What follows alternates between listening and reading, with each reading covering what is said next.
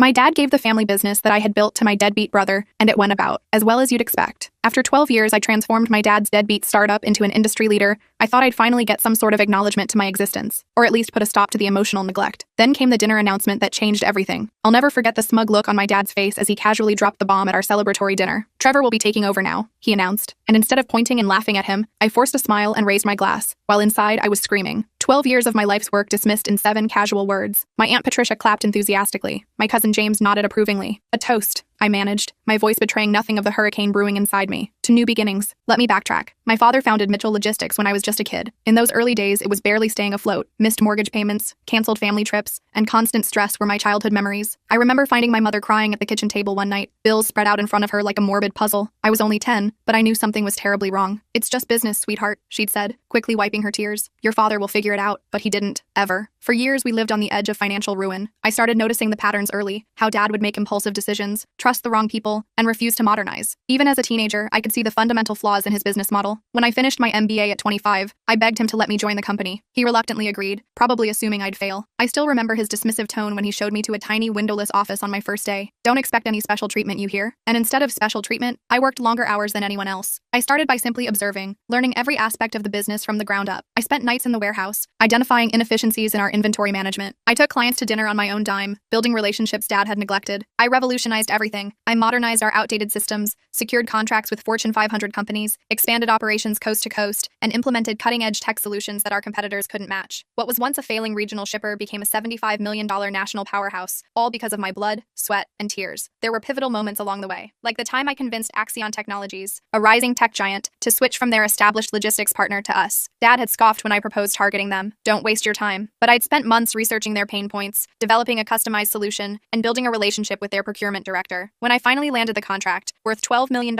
annually, Dad barely acknowledged the achievement. Lucky break, he'd muttered. Then there was the West Coast expansion that Dad had resisted for years, claiming the market was too competitive. I put together a comprehensive business case, secured financing, and launched our Los Angeles operations against his wishes. Within 18 months, our California division was outperforming our original headquarters. The company grew exponentially under my leadership. Employees who'd been ready to jump ship found new motivation. Our industry reputation soared. Even our competitors grudgingly acknowledged Mitchell Logistics as the new standard bearer. Through it all, I kept waiting for Dad to recognize what I'd accomplished, to finally say, "You were right, Sophie. You saved this company." That recognition never came. And yet there we were at dinner, surrounded by relatives and business associates, as Dad handed my company to Trevor, who had spent the last decade bouncing between failed startups and finding himself, while I was working 80-hour weeks. The table erupted in congratulations for Trevor, who feigned humility with downcast eyes. I knew better. My brother had never cared about logistics or operations. He cared about status and power. He wanted the title without any of the work. To Trevor, I said, lifting my glass while keeping my voice steady. The others joined, oblivious to the hurricane brewing inside me, and what happened next went better than I could have ever imagined. Mom caught my eye from across the table. Unlike Dad, she'd witnessed my dedication firsthand, but as always, she wouldn't intervene. Her slight frown and apologetic glance told me everything I needed to know. She disagreed with Dad's decision but wouldn't challenge it publicly. Trevor met my gaze with a barely concealed smirk. That's when I realized this wasn't just Dad's traditional son inherits the business mentality. My brother had orchestrated this, positioning himself as the prodigal son who'd finally found his calling. I excused myself to the restroom, needing a moment alone. The marble countertop felt cool against my palms as I leaned forward, staring at my reflection. The woman looking back at me wasn't the eager-to-please daughter who joined the company 12 years ago. She was harder now, smarter, and absolutely done with being overlooked. You've earned this, I whispered to myself, and you're not going to let them take it away. When I returned to the table, the conversation had shifted to Trevor's vision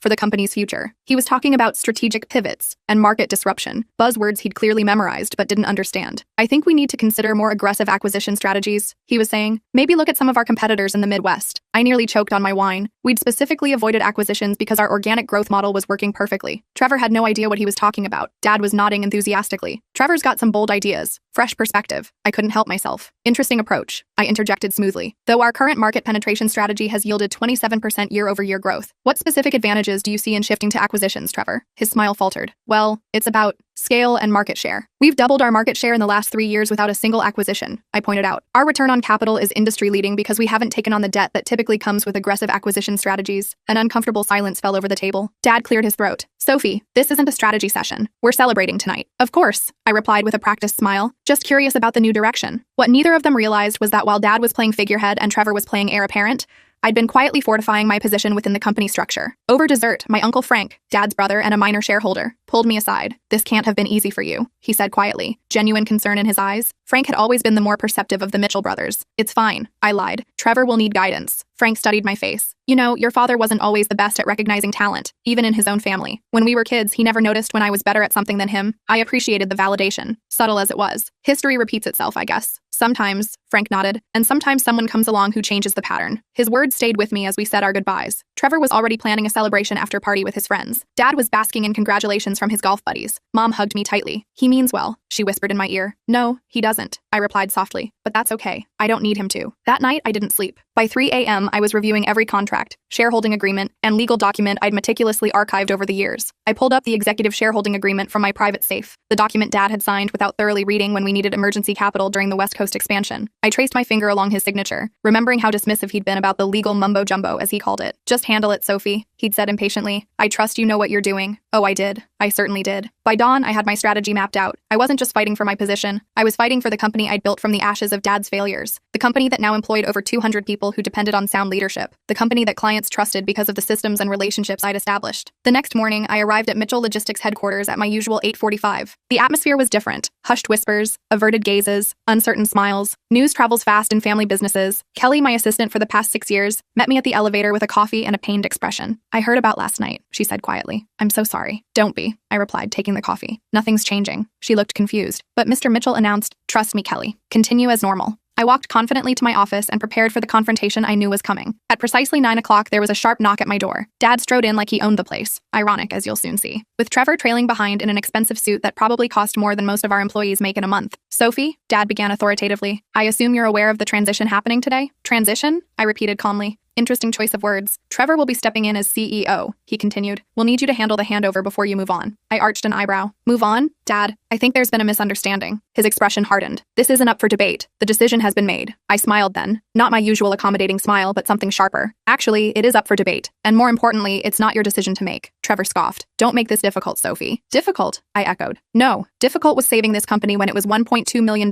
in debt. Difficult was working 80-hour weeks while you were island hopping in Greece. This? I gestured between us. This is just business. Without responding further, I picked up my remote and turned on the conference screen. A document appeared. Our executive shareholders agreement from 2016, signed by all three of us. Dad's face paled slightly. Do you even know what this document is? I asked Trevor. Some shareholders thing? He guessed lamely. Yes, a shareholders agreement that clearly states any executive leadership change requires approval from all majority shareholders. I paused for effect. And I currently hold 62% of company shares. The silence was deafening. I could practically hear the gears turning in Dad's head as he tried to remember how this had happened. That's impossible, Trevor sputtered, stepping closer to the screen. Actually, it's very possible, I replied. Remember the capital injection we needed for the West Coast expansion in 2018, Dad? You signed over 15% of your shares to me, and in 2020, during that supplier lawsuit, another 12% was transferred as collateral that you never reclaimed. Add that to my original 35%. Dad's jaw clenched tight. Trevor was panicking. You're bluffing, he accused. I slid another document across the desk, our most recent state filing. Feel free to verify. Trevor snatched the paper,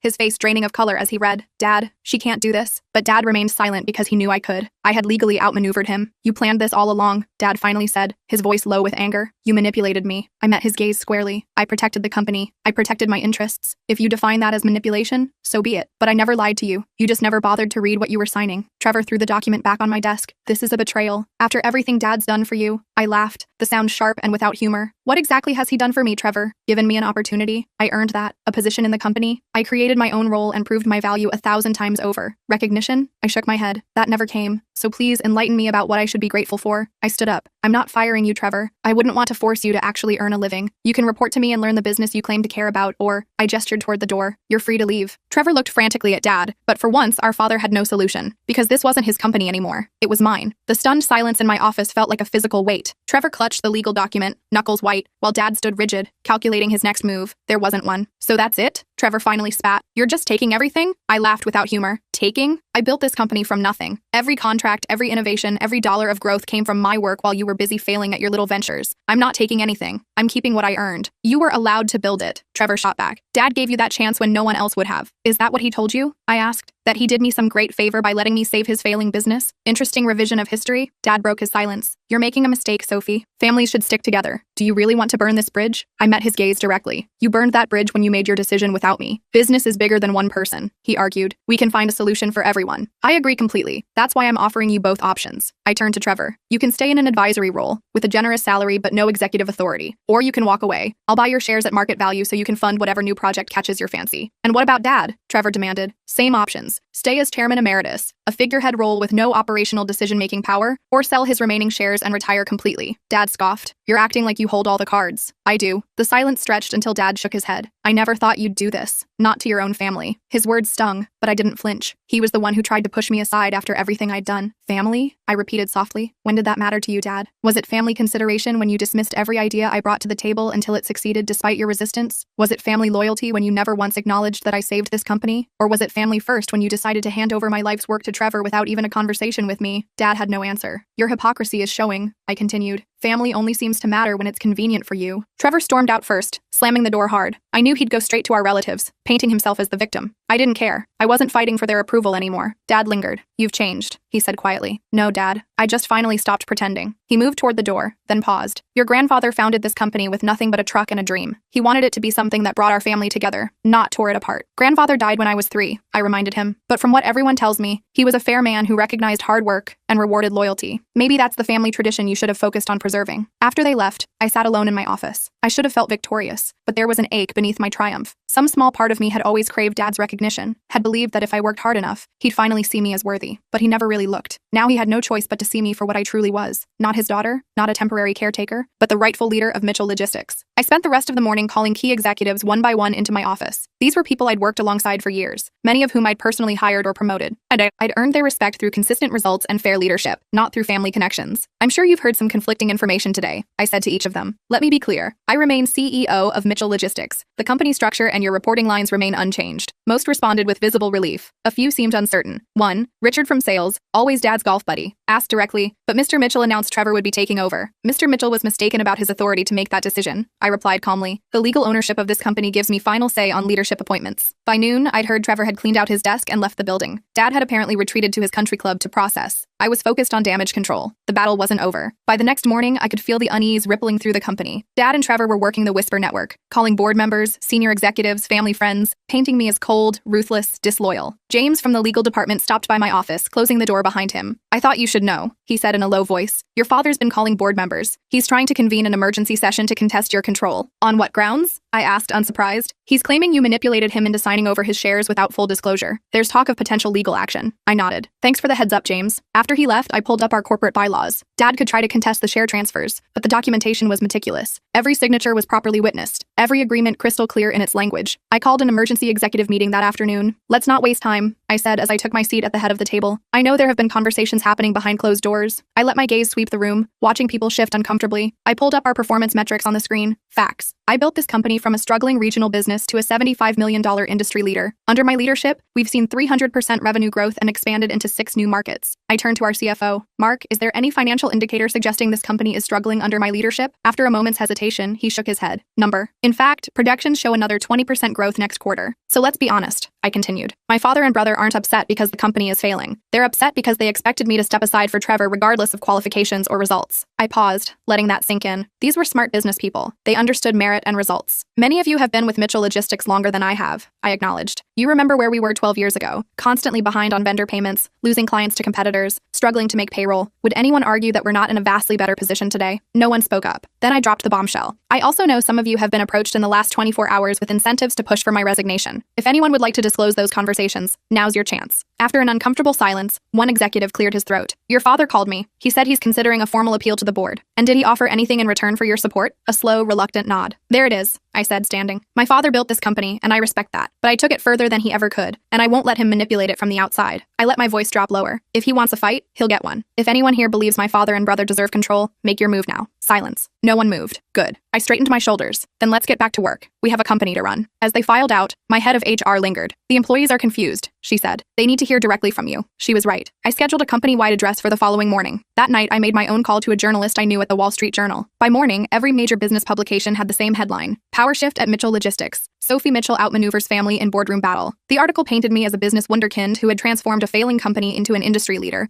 only to face a patriarchal coup attempt. It mentioned my MBA, my innovations, the growth statistics under my leadership. It also subtly highlighted how Trevor had explored various career options while I was building the Mitchell empire. Dad's counterattack came by noon, a press release about my character and leadership style. The business media picked it up immediately. Was Sophie Mitchell too aggressive? Would her lack of cooperation hurt the company? They talked as if I wasn't already planning my next move. I called an old college friend in investigative journalism and sent over documents showing questionable business practices at Mitchell Logistics under my father's leadership, practices I'd spent years quietly correcting. Tax inconsistencies, regulatory compliance issues, vendor payment manipulations that had bordered on fraud. I hadn't wanted to expose these problems. They were family laundry I'd preferred to keep private, but Dad had forced my hand. The story broke within 24 hours. Behind Mitchell Logistics' success, how Sophie Mitchell saved company from financial mismanagement. The narrative shifted instantly. The board stopped questioning me. The investors regained confidence, and my father had nowhere to hide. 2 days later, he finally called. "Sophie," he said tightly, "we need to talk, do we?" After a pause, "You didn't have to do that." I laughed. "Neither did you. This company was supposed to be a legacy for both of you. If you wanted me to protect the legacy," I replied quietly, "you should have trusted me with it. Instead, you tried to take it from me." Another long silence. "What happens now?" "Now I make sure no one can ever touch my company again." Dad agreed to retire completely. We negotiated a generous package for him. Trevor took his buyout and disappeared to start some tech venture in Austin. The war was over. I won, but victory felt hollow. I found myself working even longer hours, pushing harder, growing faster, as if still trying to prove something to someone who wasn't even there anymore. A month later, Mitchell Logistics looked completely different. Board members who sided with my father, gone. Executives who questioned my leadership, replaced. The company had always thrived under my guidance, but now it was truly mine. I introduced initiatives Dad had always rejected, modernized systems he'd deemed unnecessary, expanded into markets he'd feared. Within 6 months, profits soared. Within a year, we crossed the $100 million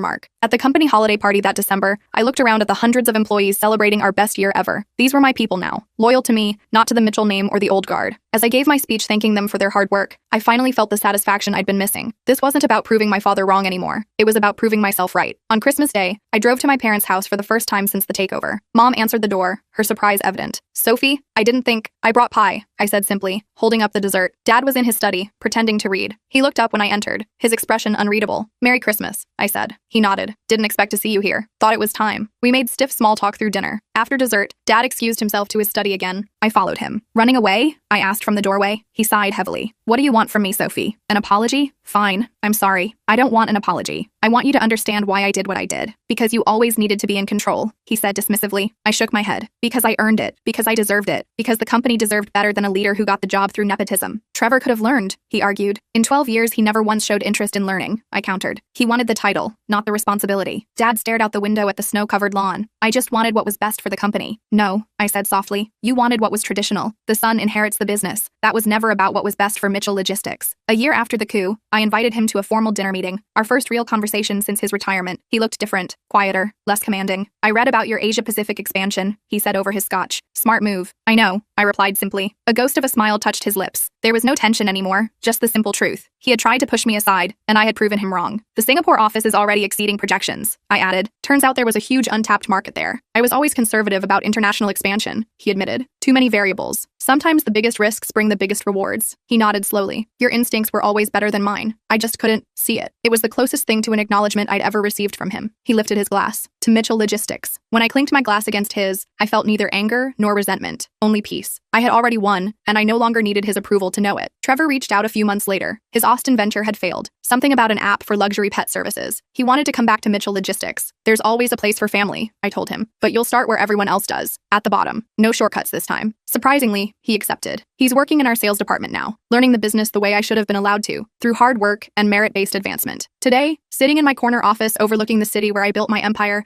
I reflect on what this journey taught me. Family can be your greatest adversary. Loyalty must be earned, not expected. Power is never given, it's taken. And sometimes the best validation comes not from seeking approval, but from building something so undeniable that no one can ignore your worth. I have no regrets. Mitchell Logistics is mine now, and I intend to make sure no one ever forgets it.